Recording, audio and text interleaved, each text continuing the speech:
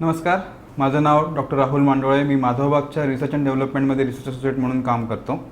तर माधवबागमध्ये संशोधन का आलं याची थोडक्यात एक माहिती सांगतो तुम्हाला की माधवबाग हे मुळात कार्डियक रिहॅबिलिटेशन सेंटर, ते पण आयुर्वेदिक, आणि आतापर्यंत जगामध्ये असं आयुर्वेदिक कार्डियक रिहॅबिलिटेशन सेंटर म्हणजे म्हटलं फक्त की माधवबाग.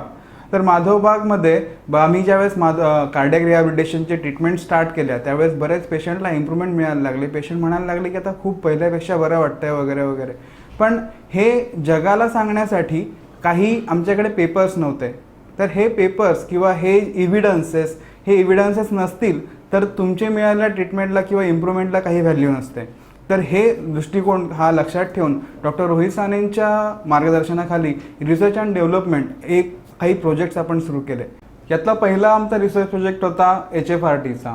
HFRT म्हणजे हार्ट फेल्युअर रिव्हर्सल थेरपी, की ज्यामध्ये हृदयाच्या मांसपेशींचं जे काही व्यायाम क्षमता असते ती कमी झालेली असते. ही व्यायाम क्षमता कमी झाल्यानंतर पेशंटला हार्ट फेल्युअर होतो. तर हा हार्ट फेल्युअर रिव्हर्स कसा करायचा हे ह्या थेरपीमुळे होतं.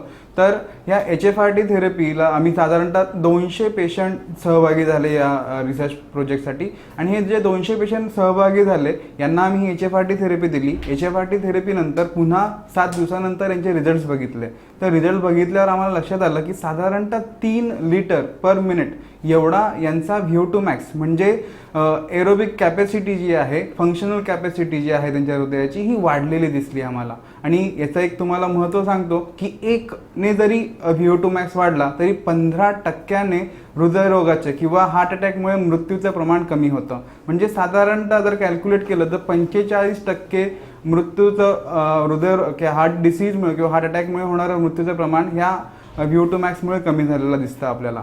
आणि हा पेपर किंवा हे जे पूर्ण आमचा स्टडी होता, हा स्टडी आम्ही किंवा रिसर्च पेपर बनवून आम्ही लॅन्सेटने आयोजित केलेल्या एका परिषदेमध्ये गेलो आणि तिथे हा पेपर दिल्यानंतर हा पेपर तिथे ॲक्सेप्ट झाला. आणि ॲक्च्युली ही अभिमानाची गोष्ट आहे की एक आयुर्वेदिक पेपर एक लॅन्सेटसारख्या दिग्गज जर्नलमध्ये, की ज्याला जगमान्यता आहे, अशा जर्नलमध्ये हा पेपर आमचा पब्लिश झाला. दुसरा आमचा रिसर्च प्रोजेक्ट एक कसा होता की HFRT किंवा हार्ट फेल्युअर रिव्हर्सल थेरपी ही थेरपी वापरल्यानंतर पेशंट जो काही इजेक्शन फ्रॅक्शन आहे, बऱ्याच वेळा 2D इको केल्यानंतर आपल्याला हा दिसतं की हृदयाची पंपिंग कॅपॅसिटी म्हणजे इजेक्शन फ्रॅक्शन हा कमी झालेला असतो. हा कमी झालेला इजेक्शन फ्रॅक्शन आम्ही असे पेशंट घेतले ज्यांचे इजेक्शन फ्रॅक्शन कमी झाले होते. ह्या पेशंटला आम्ही हार्ट फेल्युअर रिव्हर्सल थेरपी दिली.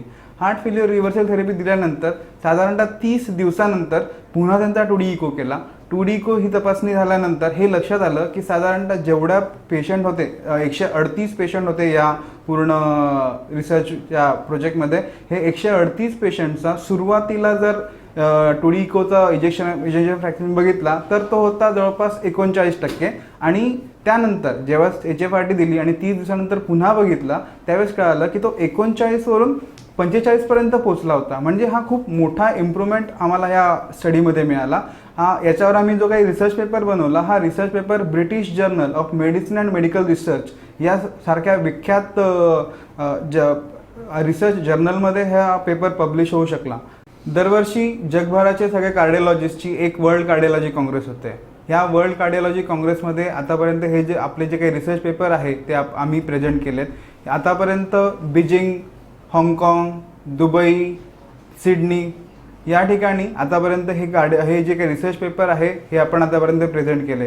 त्याचप्रमाणे एशियातल्या प्रिव्हेंटिव्ह कार्डिओलॉजिस्टची पण एक कॉन्फरन्स होते. ही कॉन्फरन्स होते मलेशिया आणि इंडोनेशियामध्ये. मागच्या 2 वर्षापासून आपण इथे सुद्धा हे रिसर्च पेपर प्रेझेंट केले आहेत. आणि सर्व कार्डिओलॉजिस्टची किंवा कार्डिओलॉजी काँग्रेसची आतापर्यंत या रिसर्च पेपरला स्वीकृती मिळालेली आहे.